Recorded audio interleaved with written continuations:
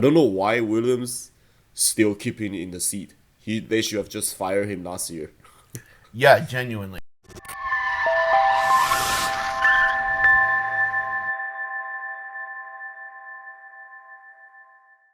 What's going on, guys? Welcome back to F1 Talk. And I just gotta say, why the hell is Crashtifi even in F1? Like, I just don't get it. I don't get it. We're going straight into it.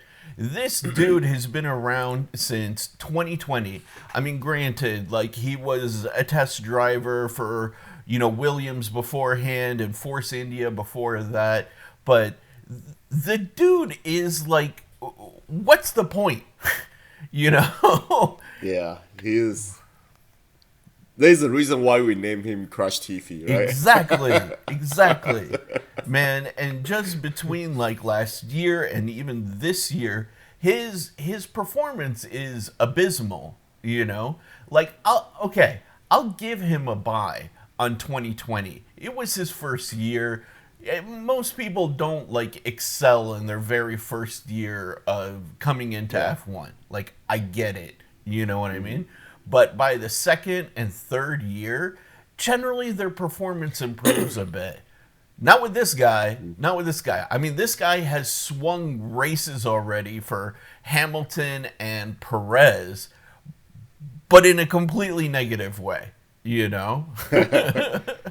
This guy is just constantly being the back of the grid, like the last of the grid, constantly. Dude. And I don't know, like, and constantly crashing into the wall and like run off and. Dude, the number. I don't know, man. I don't know how he did it. The number of DNFs is like nuts. Actually, he had more DNFs in 2022 or 2021, sorry, than he even had on his debut season. I mean, yeah, I get it. Yeah, I get it. Like what Sherif was saying, he is rookie from like what 2020. Yeah. But if you think about a lot of rookies, they say Yuki Sonoda, he was rookie last year.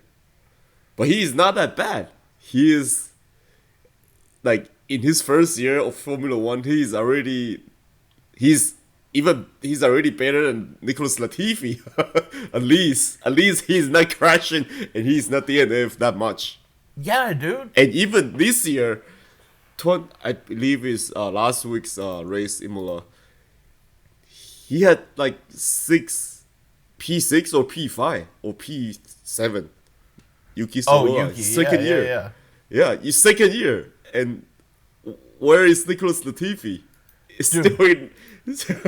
No, like, I'm literally looking at his standings right now, all right? On his debut season, he had only 3 DNFs, but I think the highest position that he ever got to was P11, okay? 0 points for the team. 0 points. 0 points for the team on his debut season, okay? Season 2, he had, let's see, 1, 2, 3, 4, 5 DNFs, including the one that completely screwed up the championship, and he scored a grand total of, drumroll please, like 7 points for Williams. What the hell? Yeah. And now, out of 4 races in 2022, he already has 1 DNF. So it's 0 points. Like, literally, he's always in P16. Now, granted, everyone's having trouble with the new cars. Fine. So be it. But what's the excuse? Alex Albon's, like, doing phenomenally, Yeah. And even if they're running different setups, right? Like, P16, every single race, including a DNF in 4 races. Like, what the hell? Like, he's a constant P16 guy. Yeah, dude. Like, no joke. Let's see. Even in 2021, how many P16s was this guy in? last place or P18, P16, P15, P16, P18, P17, P16, P14, and then in Hungary and Belgium, miraculously, he got P7, P9. So he was in the points, right? Then right back to P16, P11, DNF, P17, P15, P17, P16, DNF, P12, little bit of an improvement, and then a DNF. You know, like I don't understand in such a high stakes racing environment how this guy is holding on to his seat. You know, genuinely, and especially that when he crashes, he affects race outcomes. Now, having said this, I'm not saying this to direct hate at Crashtifi, right? Like, I don't think it was right that he suffered death threats from people after, Abu Dhabi last year. Like, I do not condone that whatsoever, right? Like, there is literally nothing that is that consequential in life where a sport deserves death threats, you know? And if you're one of those people, get the F off our channel. Like, really. Like, I don't want you around. Genuinely. We are not welcome. No, you're definitely not welcome. But having said that, right, like, let's look at this very objectively. The guy just is not performing. So why does he have a seat? Like, really? Like, nobody can answer that for me. Like, I feel like he should just give some other people opportunities, because I know there's a few very good drivers that is waiting for contract. Yeah, absolutely. Yeah. And Formula 2, Formula 3 champion. Yeah. That is waiting for contract. And Nicholas Latifi should just move on something else in his life. And because he's not performing. He is not. He's not performing. And he's just driving bad. He's bad perform. Like, and I don't know I don't know why Williams still keeping in the seat. They should have just fired him last year. Yeah, genuinely. I mean, here's the thing, right? Like, okay, I get it. You know, you want to back your drivers. You want to give them an opportunity to perform. And it's kind of like a double kick in the nuts if he would have gotten fired at the end of last season, right? Yeah. Like, he felt guilty over affecting or having some degree of effect on the outcome of Abu Dhabi last year. And, you know, then he got tons of death threats and all of this hate. It would have really sucked to get fired, like, on top of that, right? Yeah. But after this season, I just don't understand. Like, the guy is not either performance-wise or mentally up to the task of competing at this level of performance. It's just not there. His performance is just so far behind everybody on the grid. Yeah. And I don't know what to say. It's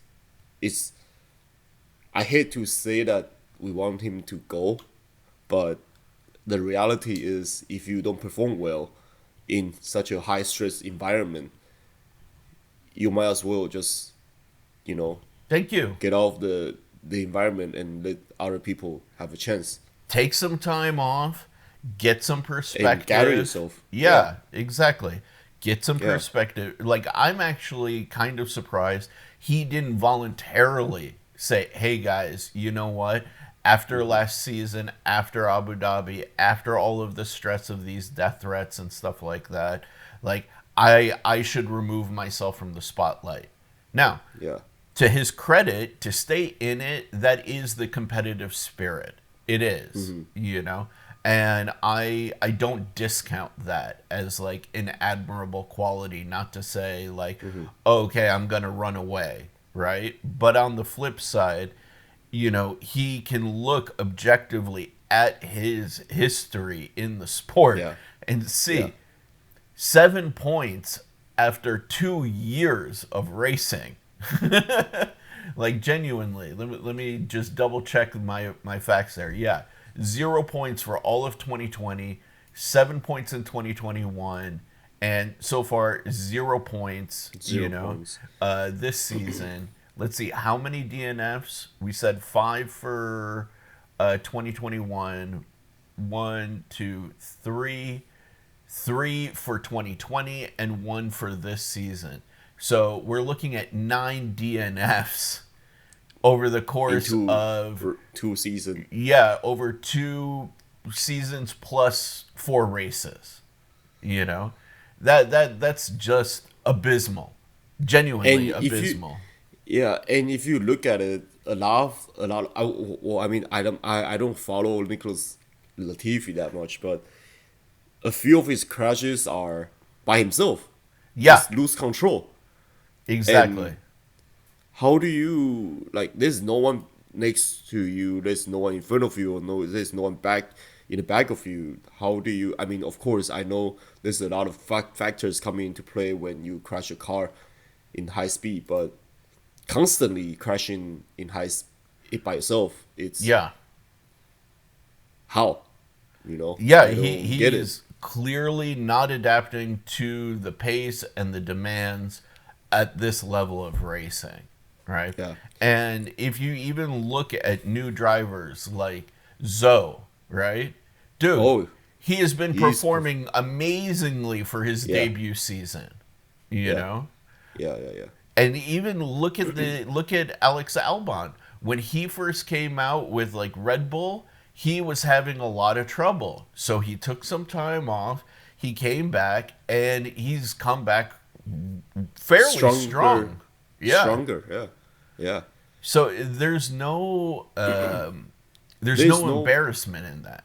Yeah, there's no embarrassment of take a break for a while and come back strong. Exactly. Dude, Yeah. look at K-Mag, man. Oh man, he's the highlight of Yeah. the season. Yeah, dude. I mean, the guy really was like, okay, I lost my seat. I'm not coming back to F1. And then he was called back in, and he is a delight He's to in the watch. He's in the top 5. Well, no, top 10. Yeah.